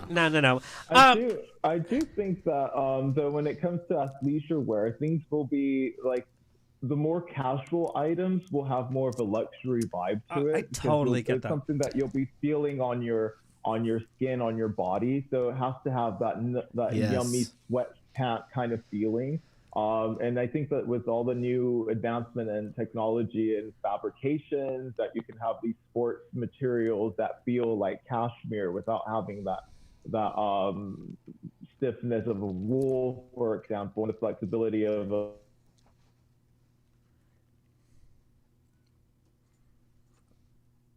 I love wool. I love cashmere. I love everything. But I agree with that because it's all about comfort. I want to look great, but I don't want to not be comfortable. But I also think, like he said, I think the leisure wear and the comfort wear is going to elevate itself as well. And Mass, I have to tell you, like your line of clothing, you know, I said in the intro that it kind of mixes everything. You can go to the gym, but you can also go on date night. You can go to the club. It is very sexual. I think this is the future. Number one, I've seen these kind of designs on Star Trek Discovery, the new season. Yeah. It's kind of the future of where it's mixing. If you want to mix and match. Yeah. You can mix and match. Yeah. And it's and I think with like when at least when it comes to my designs, I always try to have construction elements into it, so it still should wear like a streetwear or athleisure vibe, but with details that elevate it into something that's more crafted. So when it sits on your body, it has the same sensibility of you're wearing a jacket or a constructed blazer, even though it's just a sweatshirt silhouette. So couple of friends that wear his brand, and every time I've seen it, I'm always like, oh my They look God, it looks amazing. so well, amazing. the feel and the look. So, Mass, we have to be honest. Your line is just gorgeous. Mass branded is just gorgeous. Yeah. But after COVID, like we talked about, we're gonna exit this having gained a few pounds. We're also talking as an LGBTQ community about body positivity. Do you think that's going to affect the fashion styles? Do you think it's going to affect the models that fashion designers book? Or do you think it's like, oh, body positivity is great, but we're still going to have slim lines? Not everybody can wear your line. It is forgivable. It does look forgivable. I think what we'll start seeing, and it's been such a big thing this year as well with celebrities like Harry Styles or Bad Bunny, where it's more of the attitude changes. So it's not, of course, with body positivity, it's about an attitude. It's not like saying you can't wear this because of your body. It's more of like, I feel like wearing this. I'm going to wear it regardless I like that. of how you think you see me. So that attitude is really important. And I feel like when we, even for our brands, we do get those comments of like, oh, your clothes, you have to have muscles for that. And it's like, well, a lot of the people who buy our clothes don't post things online, but they are like the larger sizes and they feel sexy in it and they feel great about it. And I think we just pay a little bit too much attention to the ones who have the ideal masculinity and beauty, that we don't notice that there are lots of people posting pictures or being comfortable with their bodies. I feel like what Rihanna did with Fenty and what they're doing with her brand, including men and women and of all sizes and shapes, that's really strong. You can see it. They feel sexy. They're comfortable in their own skin. And I think that's going to take a bigger move than to what you should be wearing for your specific body type. So. Well, and that's a good point too, because your fashion has structure, and we know for a bigger size person, structure means slimmer lines, and it kind of creates a silhouette, and you can enjoy being a bigger person in that. You touched on something. We're dealing with now, like feminist and masculine coming together in fashion. Harry Styles, his last photo shoot, just set everybody on fire. It's like, oh my God. And it's like, this is nothing new. No. Balancing this kind of feminist touch with your fashion. I want to know what your take is, because I think that's what the future fashion is. Just like we talked about, talking about what kind of underwear fits better, what kind of clothes fit better. Men are able to celebrate themselves and how they feel good in clothes. And so as a fashion designer, if you can talk about the little bit about feminist and masculine fashions now being mainstream, that's going to affect everything. I think it's great that there's this gender fluid attitude that has been, it's nothing new, but it's been now kind of the younger generations accepted as, and there are no rules when it comes to gender, and that applies now to how people dress as well too. So if you want to wear women's clothing, it doesn't mean it has nothing to do with your sexuality. It's just that you decide to wear women's clothing. And I think that when you have big celebrities like a Harry Styles going wearing women's clothing on a Vogue cover, it's going to cause huge headlines. And I do think he does actually like wearing those clothes, and it's fine. And he's kind of embracing that you don't have to be masculine or you don't have to be feminine to wear this type of clothing. So it's kind of just breaking that type of barrier. Not just Harry Styles. I see Bad Bunny, which I know I mentioned earlier. He's from Puerto Rico. I'm from Puerto Rico. We were talking about rum. Yes, we were talking about rum too. And but he's like, with the clothes that he wears, he's constantly even saying, I don't care what people think about how I dress. It has, what they think has nothing to do with me. And he goes and he wears women's clothing. He's done drag in his videos, and he looks amazing. And I love that. Giving Cardi B a run for her money in drag. And it's just kind of being like, it doesn't matter anymore. These whole stigma, if you do something that is effeminate, that means you're gay. I think the younger generations is telling us that doesn't matter. It has nothing to do with sexuality. It just has to do with with how you want to express yourself. And I think artists and celebrities have a platform to show that. And I think it'll trickle down eventually to people where you can wear whatever you want and no one's going to care. And you can get away with that in bigger cities. I know if you're living in a small town somewhere in the U.S. that it's probably voted but for it Trump, helps. you won't feel comfortable And the conversation wearing is that, happening. you know? Yeah. It helps because it helps our so- community. Yeah. It helps young people. Yeah. Yeah.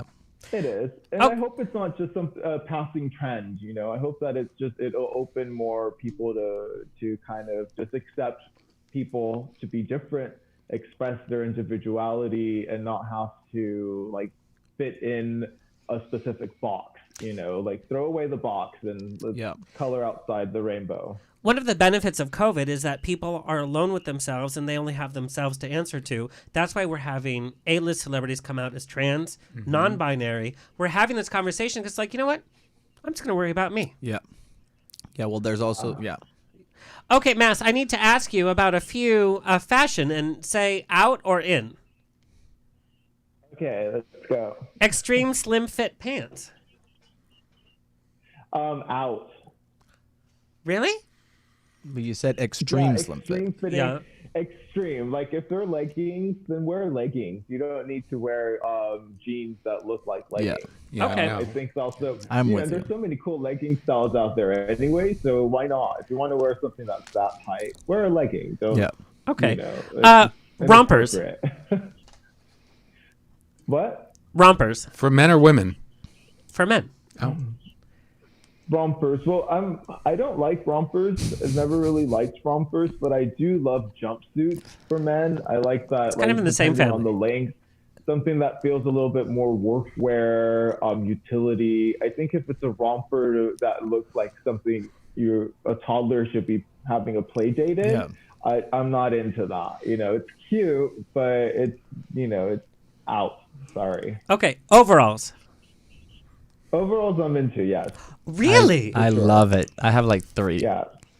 Yeah. Yeah, and then I always like of course I was born in the 80s, so I have all the experience with different overalls where you let loose the top or you can kind of mix match and it creates the layers, and I like that. It's versatile. So if you want to cover it up, you can. If you want to just let loose one shoulder, it's the only time you can be like asymmetrical. So like especially as a gay guy with overalls, it's like, look what I can do with this outfit. Okay. So I'm all for it, you know. I got this email many different ways. Are cargo pants making a comeback? No. Oh, no. But I've seen them advertised on all the new. Yeah, maybe for you, Dad. Yes, they are. They are. Cargo pants are making a comeback. I actually love cargo pants, but there's different ways of looking at them. There's the ones who have more of a motorcycle element to cargo pants. Like cargo pants, let's face it, it's any pant that has multiple pockets. It's not your 5-pocket jeans. So anything that has more than like pockets in different areas, it's considered a cargo pant. So I think it's the type of finding the right cargo pant that doesn't add bulkiness, but has those extra pockets that is convenient when you're not have a backpack with you and you're walking around and you don't want to carry a purse. You have at least multiple pockets to put your stuff in. And I think that's why everyone say, oh, cargos are making a comeback. Have you seen how big phones are these days? Like, I think it's a case by case. Case by case. Case by case, yeah. Exactly. Yeah. All right, just put your black exit shorts back in stock and I'll be happy. Well, we're making a new version. No, I want those versions. Well, you'll see. You'll love the new one too. All right. Mass, tell everybody where they can find and follow you. Well, they can find me on Instagram at Luciano, MassLuciano. That's my personal one. And for Mass Branded, it's Mass_Branded, also on Instagram. You know, I'm a huge fan of everything that you do, and you're a big supporter of the LGBT community, so thank you so much. Thank you, and happy holidays, right? Happy holidays! All right, so we're going to do our final drink for the evening. We have a very special shot.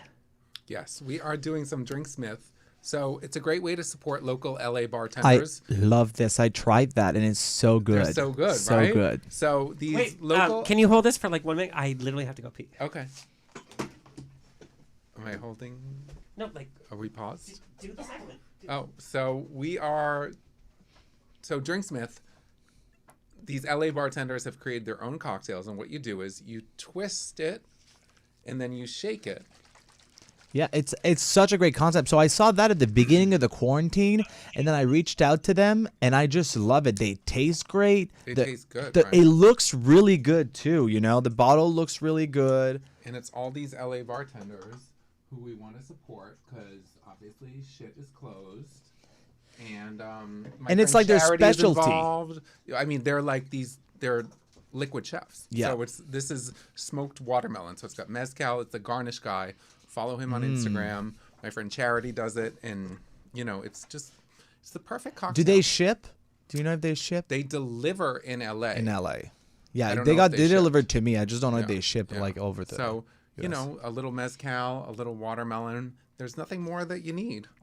Besides, I I need really those like it. finance guys back. I need to talk to those finance guys because I have questions. I have a lot of questions about my finances. Just kidding. Just stop ordering Postmate. That's just what you need to do. I know. I need to stop ordering Postmates, but I also I like this. It has a little kick. Yeah, I mean, it's got the mezcal. It's got. I didn't pour you a shot, so you have the whole thing. All right, and I'm back. I'm so sorry. No, doctor's orders. All that Yes. drinking. Yeah. Okay, so I'm very excited to taste this.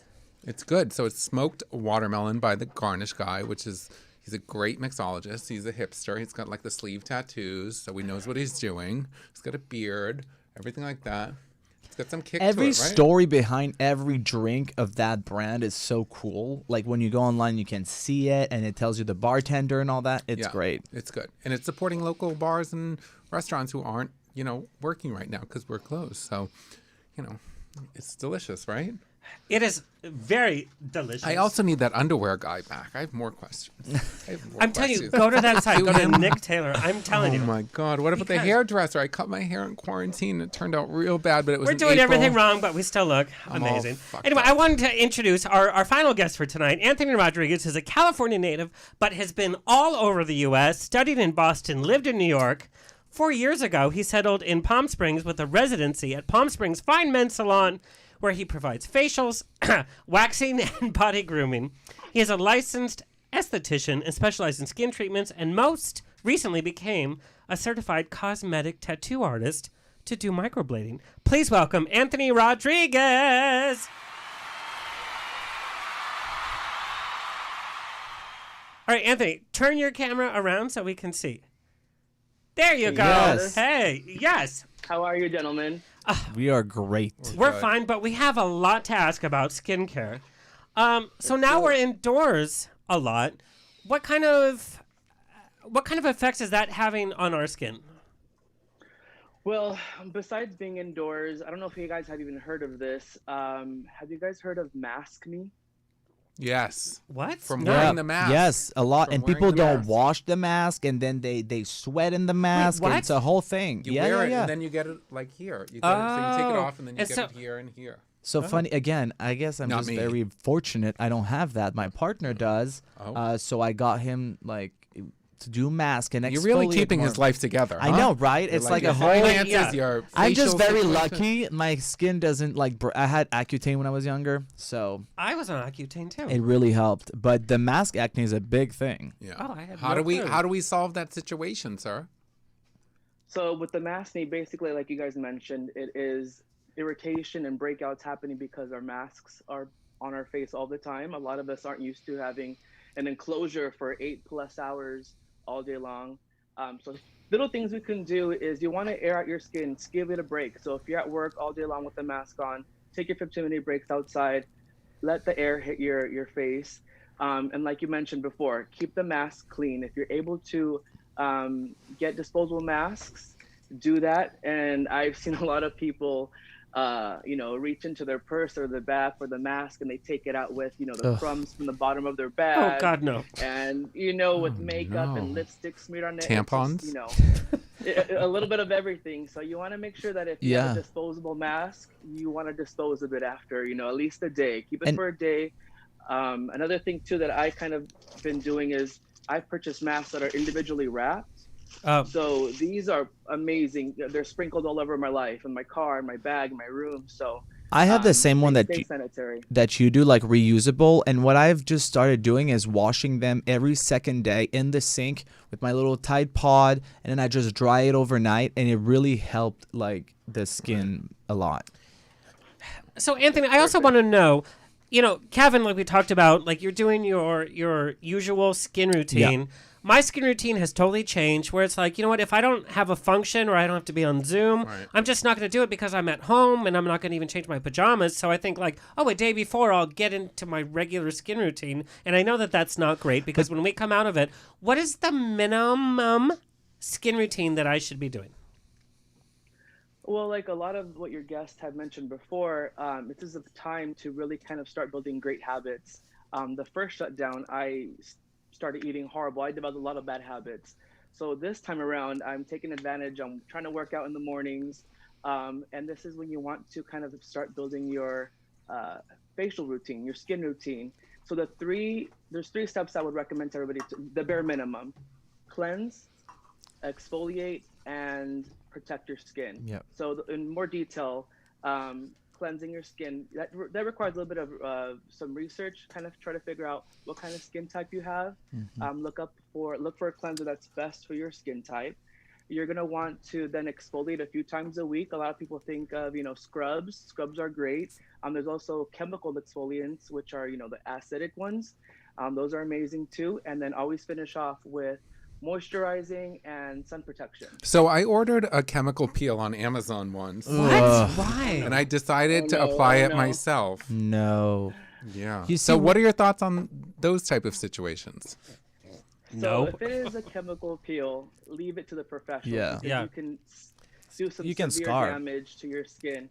You burn your skin, your severe burns on your skin. Like Michael Jackson. And sometimes it will not go away. I've You need used some so lasers many to help with products throughout the years, and I have doctor friends, dermatologists, like, oh, I'll prescribe you this and this and that. The most common brand that I found that works and for most skin types, because they have so many, is Kiehl's. I've been using Kiehl's for like years now, and it really, really What's is. that caffeine stuff they have that you put under your So eyes? so I love use that. They also they have the pore tightening, and they have this microdermabrasion that I do twice a week and all that. So Kiehl's is a great product. We also know it also comes with a price tag. Anthony, is it true like the more you pay, then the most effective it is? Or for people on a budget, especially during COVID, what brands or what kind of maybe at-home remedies can we be doing? You said cleanse. And also, can men use women's products? Because I see these men's skincare labels, and then also the price tag goes up a third of the cost because it's targeted. For somebody on a budget, what can we be using that's still going to be as effective? Most of the men's versus women brands, it's kind of more of marketing. So you can definitely find you can just look at the ingredients and they're exact same thing with a different sticker in the front. But no, definitely. I think us as consumers have really become a lot smarter as far as, finding dupes to certain products. So no, paying more does not always equal a higher or better product. Do a little bit of research and you'll definitely find some over-the-counter drugstore brands. Neutrogena has some really good brands, inexpensive, and they're one of my favorites. So you definitely just need to invest a little bit of time and you'll find some good drugstore products. It's a marketing thing, the same thing as the pink razor. Yeah. So I guess no matter what budget you're on, you can still cleanse your face and do your basic regimen. So I got a lot of emails for you. One of them, and this is also for me, I suffer from COVID insomnia that you never know like what time you're going to bed, and then you wake up after 3 hours and you're like, okay, I guess I'll start my day. Routine. My eye bags have but even after routine, like you have lots of time. But eye bags have become very real, and everywhere we're seeing ads for dark circle cream, all this kind of cream. Do creams like that really work? And how soon should we expect? Because I've tried 3 different brands during COVID, and I'm like, this doesn't work, in the trash. But it can't. Juvederm. Yeah, that was gonna say my secret's fillers. Juvederm Baby and stem Botox. cells? No, but I've done that. It's Do- good. The stem cells. baby stem cells? Well, I don't know if it's baby stem cells, but they put like something micro stem cells something. But and do it's great. dark circle, do they even work? And how soon should we Sometimes expect? It depends on the cause of the dark circles. Sometimes they're just genetically. I have dark circles. They're just it's in my family. Yep. That will probably never go away. But if you're experiencing that's something new, it could be less sleep, like you said, insomnia, or sometimes people just have deep set eyes, and those are just shadows. So you have to figure out what's causing the dark circles and then go for treatment after that. But there are products, but you have to be patient with them. Yeah. 6 to 8 weeks minimum if you want to see some results. 6 to 8 weeks. I don't have that time. I'm busy. I started doing one which is like it's a little how do you call it? A little tap, and then you do it under your eye like this, and I've done it for like 3 weeks, but they say results at 6 weeks. I'm still waiting. But it's funny because we're seeing products on TV where they show like old people putting on this product. Those are and then lies. it freezes their face. But it does it temporarily. But she already looks like a raisinette, so I mean, you know what I mean? Like, there's no hope for her. She looks like less raisiny, but... So, Anthony, another hot button email I got was vampire facials. Oh, yeah, PRP. Have you done it, Alexander? I've done facial, I've done hair, I've done what it is a all. vampire facial? They take your blood, they spin it with the serum, and then they inject it either into your head or into your so face. I've done PRP for my head, Yeah. and I did the facial. Why? So you take it. It helps you create collagen. It and regenerates. Regenerates your skin cells and all that. Anthony, you're licensed. Do vampire facials Kim work? Kardashian did it. Oh, well, God knows. If Kim did it, it's on and popping. Exactly. Honestly, those are. I have yet to do it. I'm a little bit scared, but they have so many benefits. I used to work at a medical spa, and I've seen firsthand all the benefits that it gives you. Blood in general is it's healing. If you fall on the floor and you scrape your knee, your blood runs to the surface to heal. That's what it does. So PRP, all the blood facials are amazing, and they have great benefits. I was very skeptical, and I've tried. I am skeptical. I've tried it, and like I've seen results. You're talking to somebody who doesn't do Botox, but we talked about like, there used to be like ancient facial things like bleeding and all that kind of stuff. Stick a needle in my face, I'm good. Me too. Let's do it. Don't even freeze me. Just go ahead. All right, Anthony, I have this question. I have tried to do face masks. They say, do like the charcoal mask, whatever. I've only tried it twice. Every time I've tried, they don't work. I spend an hour trying to scrape them off my face. They don't peel off. Do face masks work? Like those charcoal ones that like you put on and But then I had just like a peel off. pumpkin Yeah, gold yeah. one. They just don't work. I even bought that little tool that you put them on. How do you put on a face mask? Should we even bother? Face masks are amazing if you do them properly. You want to prepare your skin before. So like I said, you want to cleanse. And the exfoliating process is really key before a mask. Exfoliating gets rid of all the dead skin. So if you're putting a mask over all that dead skin, it's not going to penetrate. All that stuff you're putting on your skin is not going to benefit you. So you want to make sure you cleanse, exfoliate, and then move on to the masks. I personally do not really like anything that's peel off. The ingredients in those masks are kind of, if you see the major ingredients, it's kind of the same thing that's trying to make glue. Yeah. They want them to dry fast so you can peel them off.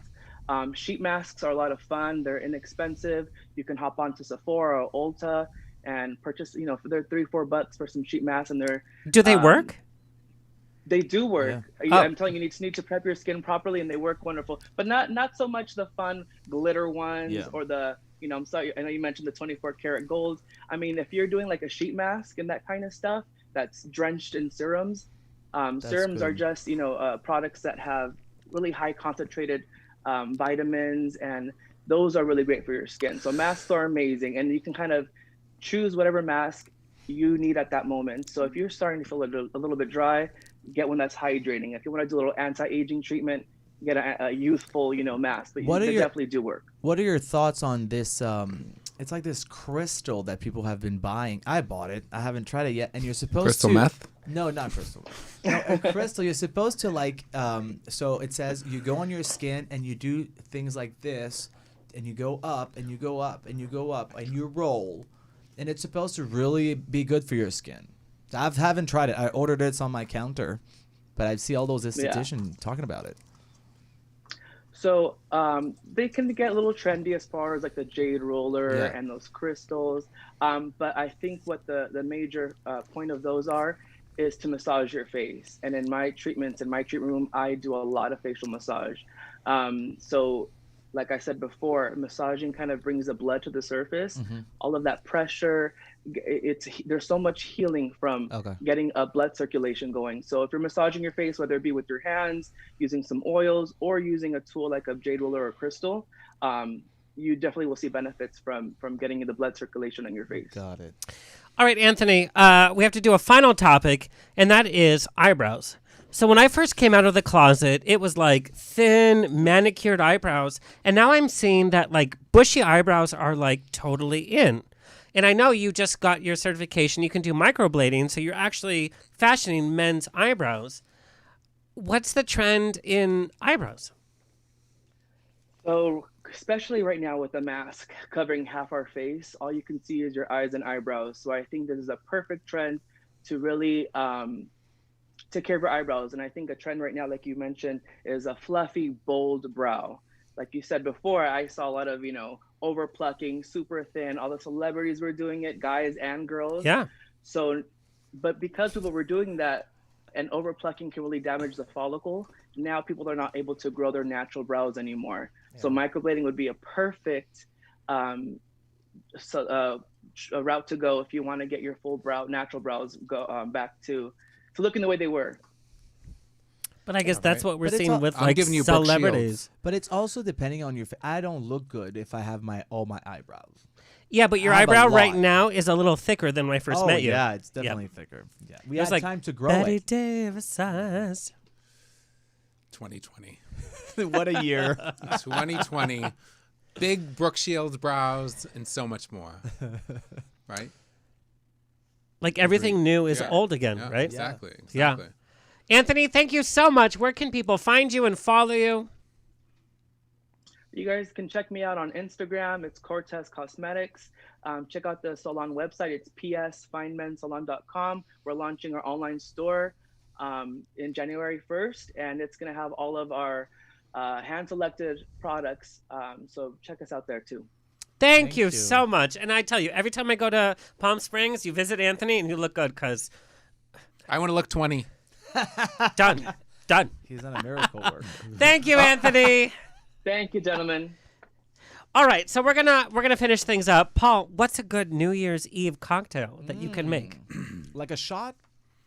Like a shot. A New Year's Eve cocktail. I like something that's spritzy. So a cocktail that's based with a little bubbly. So I would do a Lillet spritz. So Lillet is a French aperitif. Oh. And it's got some blood orange. I would do some blood orange, some Lillet, like that. And some sparkling wine. I guess we do champagne. Since it's French, let's do all French items. So that would be my New Year's Eve cocktail. And it's lower proof, so that way you can have a few and then the room's not spinning. It's not a Long Island iced tea because we're not 25 anymore, kids. I used to drink an Adios. Oh, wait, what is that? Oh, yeah. Tell us. No, an Adios MF? Yeah. You're a bartender. You know. No. What is that? Is that like a Tokyo They literally tea? pour all the alcohols in one. Yeah, it's like a Long Island Have you ever iced heard of a stinger shot? No. It's like this pre-made alcohol that I used to drink when I was younger. Like, because my parents had it, I guess. It's the most awful thing. Okay. All right, Paul Zahn. Hangover cocktail. I got this email 5 times. Hangover cocktail. Whatever you drank the night before that's still in the fridge.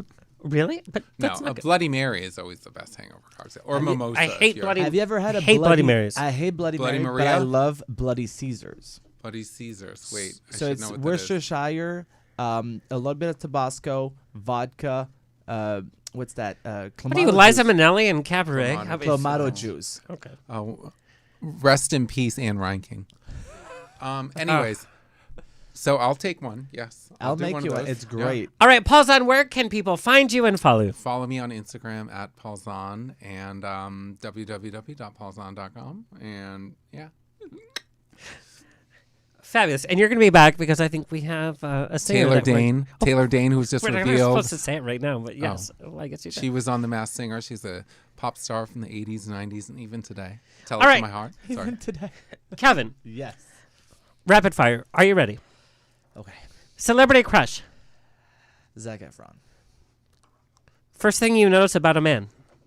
His teeth. Worst date. Worst date. Bob. That's hard. That's hard. The bathhouse? I don't know. I'm just kidding. Wow, what a date. Is that a date? Yeah. I don't know. I don't really. I've Worst been on Christmas 3 gift? dates. Worst Christmas gift? If you give me a gift that combined my birthday and Christmas. No, but like, what's one that you received? That's awful. Socks. Socks. Yeah. Least favorite part of your health and beauty routine. The least favorite part? Going to the gym. I actually do not like working out. Whatever. Okay. Today- Tell everybody where they can find and follow you. You can find me on Instagram at @TheRealKevinBenoit, and it's not because I'm obnoxious. All the other handles were taken, so just follow me. And Benoit is Benoit. All right, you guys, it's a grab bag of fun every time here on The Rocks. Coming up next week, we have Emmy award-winning and Tony Award nominee Anne Heche is here.